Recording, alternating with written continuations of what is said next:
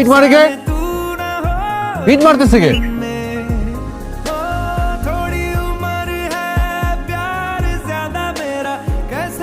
আরে এই মারতেছে কে? এই শিবে,